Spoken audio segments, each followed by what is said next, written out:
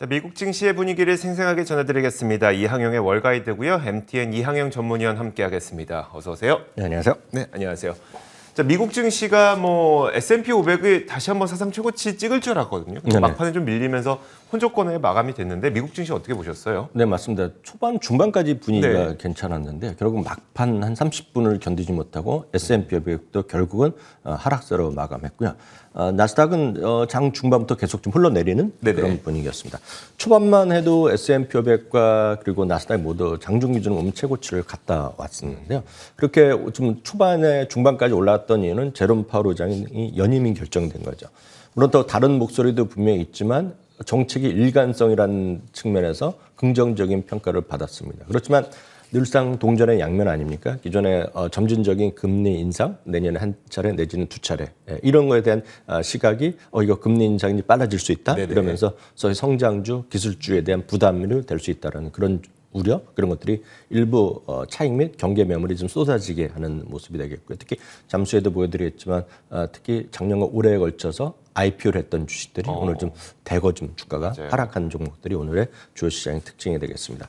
한 15분 전까지만 하더라도 오늘 하루 섹터별로 보면은 소위 커뮤니케이션 서비스 정도 제외하고는 대부분이 상승이었는데요. 완전히 분기가 30분에 바뀌면서 초록색이 별로 없죠. 빨간색이 오히려 추궁중이 늘어났고요. 기술주들이 기술주 그리고 커뮤니케이션 서비스 섹터가 하락폭이 큰 하루가 되겠습니다. 유가의 하락이 오늘 다소 진정된 정도만이 오늘 좀 다행스러우면서 오늘 유가 에너지 섹터만이 오늘 좀 나름 제법 좀 올라간 그런 하루가 되겠습니다.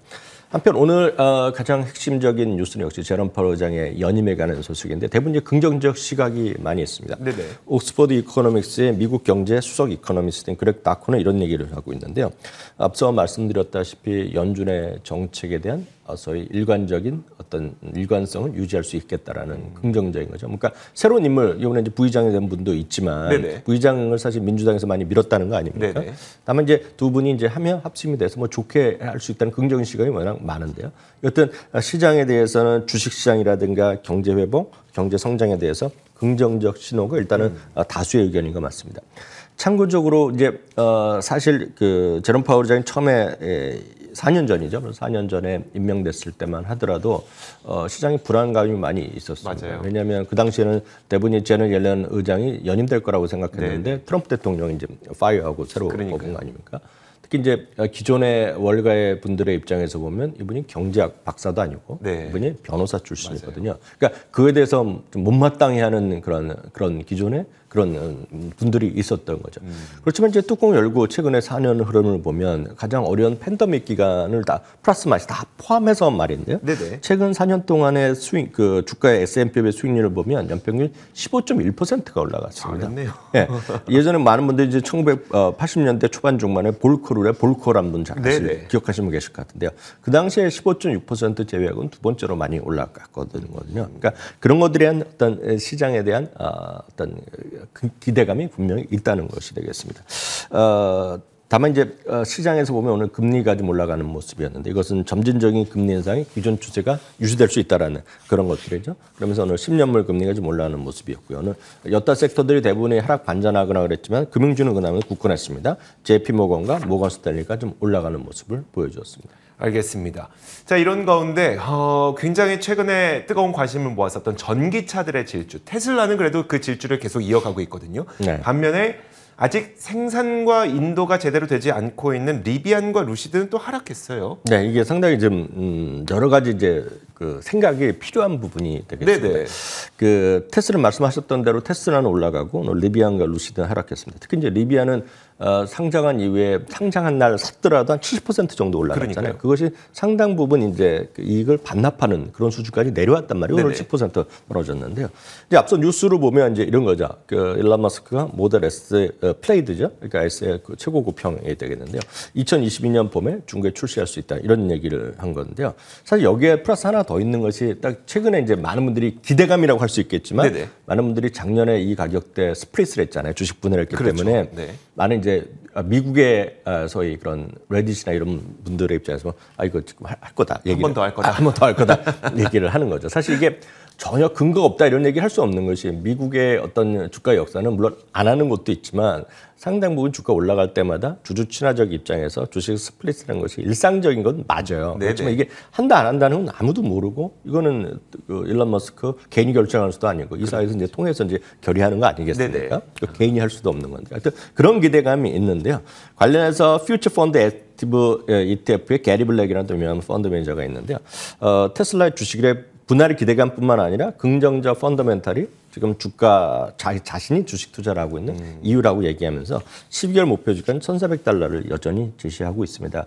핵심적인 이런 분들이 이제 긍정적으로 얘기하는 것도 몇 가지가 있는데요. 너무 일상적인 건지 모르겠지만 실제로 작년에는 3.3%였던 전 세계 그 전기차의 그 비율이 3%인데 올해 벌써 2배가 됐거든요. 7.4%가 되고 그래서 2025년에 또 20% 된다는 얘기 많이 들으셨을 거 아닙니까? 미국의 신차 판매 기준을 보면 그러니까 신차가 많이 전기차 많이 있는 건 사실이 되겠고요.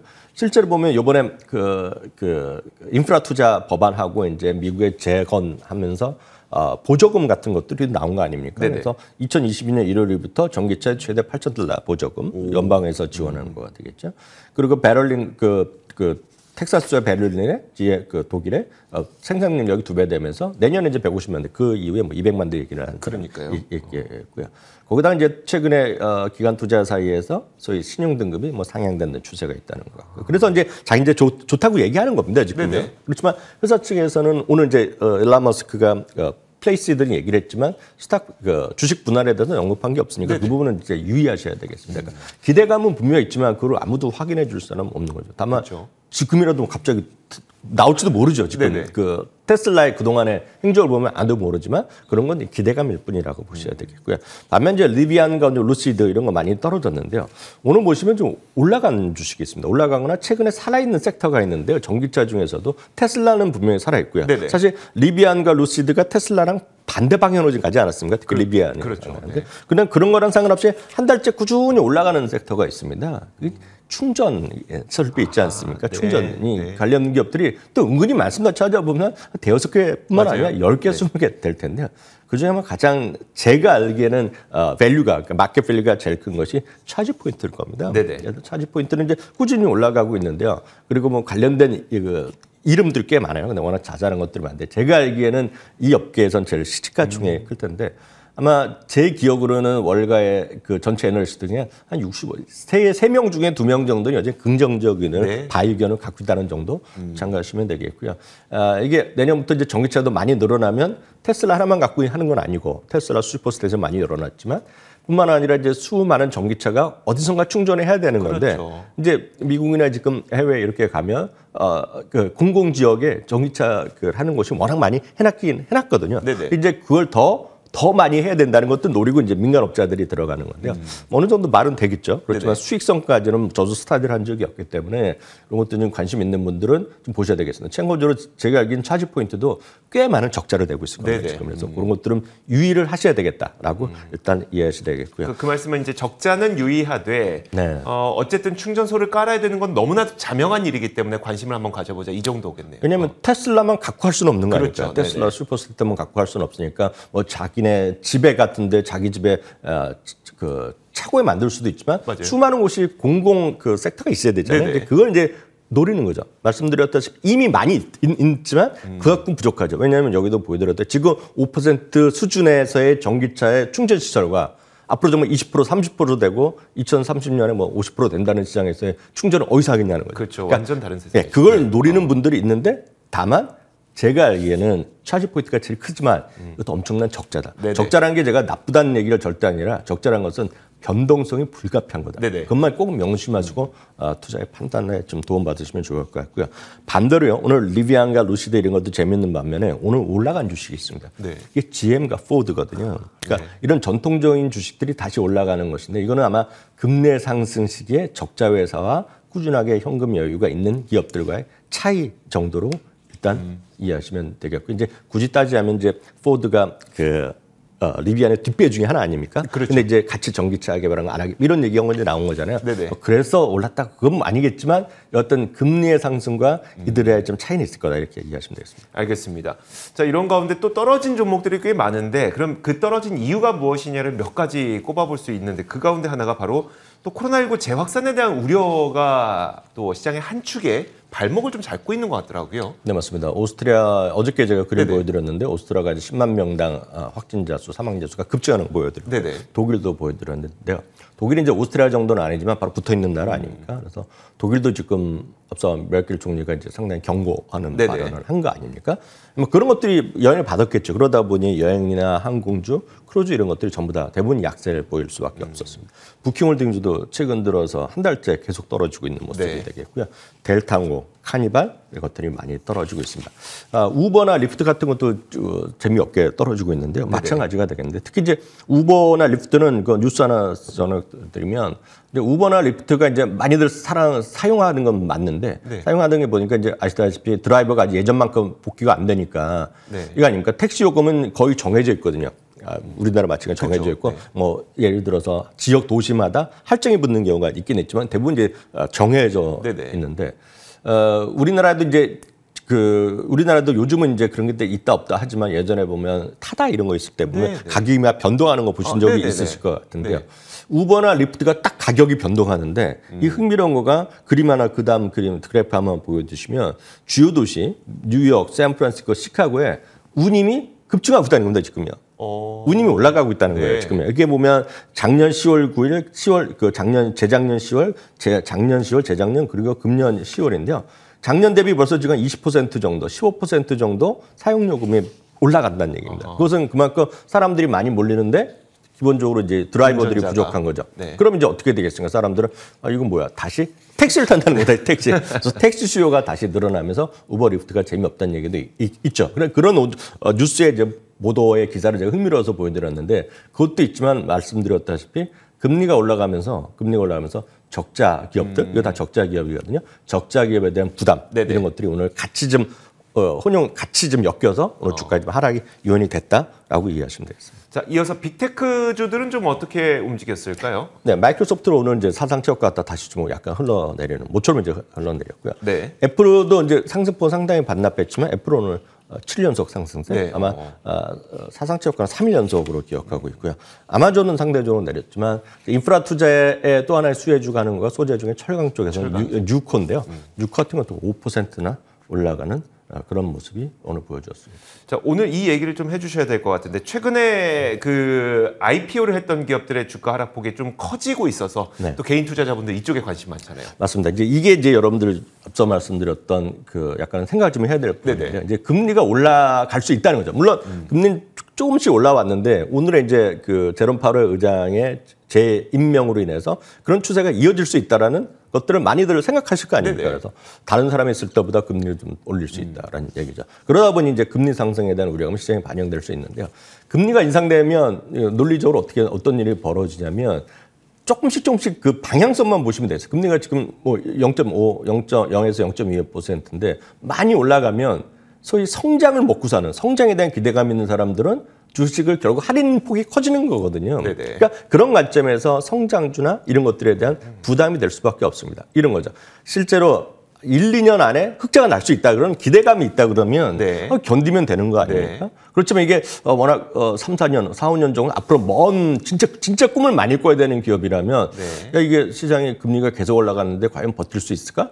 그러니까 버티긴 하겠지만 이자 비용이 늘어나는 거 아닙니까? 네. 그런 거에 대한 우려감이 있는 겁니다. 그러다 보니 오늘 어펌이라든가 대표적인 것들이죠. 엄청 잘 나갔던 것들인데 어펌, 로블록스는 여러 가지 메타도 있지만 당연히 돈을 잘 버는 회사는 아니잖아요. 그렇죠, 네. 그런 것들이 떨어진 거 되겠고요. 작년, 재작년에 걸쳐서 상장했던 대표적인 것이 도우대시. 네. 물론 다른 요인도 다 있습니다. 여행이나 관련 것도 있고 에어비앤비도 마찬가지지만 그런 것들이 다 떨어지는 모습이었습니다. 반면에 이제 이런 것에 대해서 덧불어서 말씀드리면 골드만삭스가 오늘 흥미로운 얘기를 하고 있는데요. 네. 장기 성장주를 바라볼 때 두 가지로 관점 나눠야 된다는 겁니다. 진짜 장기적으로 보는 거냐. 그래서 네. 단기 흑자 가능성이 없지만 진짜 먼 꿈을 꾸는 기업들은 금리의 상승에 민감하게 반응이 될 수밖에 없다는 그렇죠. 거지만 같은 우리가 성장주 하더라도 현재 수익성이 꽤 있거나 이익은 안 나더라도 현금이 수능 현금이 나오는 것 그런 것들은 긍정적이라는 얘기를 네네. 하고 있습니다. 그래서 이들의 골드만삭스는 주장은 구분을 해야 된다는 얘기입니다. 그래서 매출 정말 빨리 올라가느냐는 것입니다. 네. 단기적으로 보면 어제 오늘 계속 떨어지고 있지만 한 대여섯 개의 주식을 얘기하고 있는데요. 페이팔 같은 경우에는 2023년 이익률이 22%고 2021년에서 2024년 매출이 20% 정도 늘어날 것이다. 이런 건 괜찮다는 얘기입니다. 이들의 네네. 주장은. 줌도 오늘 실적을 발표했지만 슬로우한 걸 발표했는데요. 이익률이 31%까지 올라갈 수 있고 앞으로 2년 동안 매출이 19% 늘어나기 때문에 이런 것들은 괜찮다는 얘기를 하고 있습니다. 이 밖에 팔란티어나 메타 있죠, 메타요. 네네. 그 페이스북이요. 그리고 마벨 테크놀로지, 알파벳 등을 관심주로 여전히 금리 상승과 상관없이 사야 된다. 뭐 이런 얘기를 하고 있으니까 참고하시면 되겠습니다. 그러니까요. 성장주라고 또 다 같은 성장주가 아닙니다. 금리가 올라갈 때 버틸 수 있는 성장주가 있고 버티기 좀 힘들어지는 성장주가 있으니까 이런 것들을 꼭 구분하라는 이 골드만삭스의 조언까지도 정리를 해주셨습니다. 자, 지금까지 MTN 이항영 전문위원과 함께 이야기 나눠봤습니다. 고맙습니다. 자, 잠시 후 7시 10분에 지난 밤사이 미국 시장에 어떤 일들이 있었는지 미국 시황을 아주 간략하게 또 빠르게 전해드리는 월가 스피드 브리핑 유튜브 공식 채널 월가워즈에서 라이브 방송 진행할 예정이니까요. 유튜브 검색창에 월가워즈 검색하시고 7시 10분 라이브 방송도 많은 참여 부탁드리겠습니다. 자, 오늘 여기까지 하도록 하겠습니다. 함께해 주신 여러분 고맙습니다.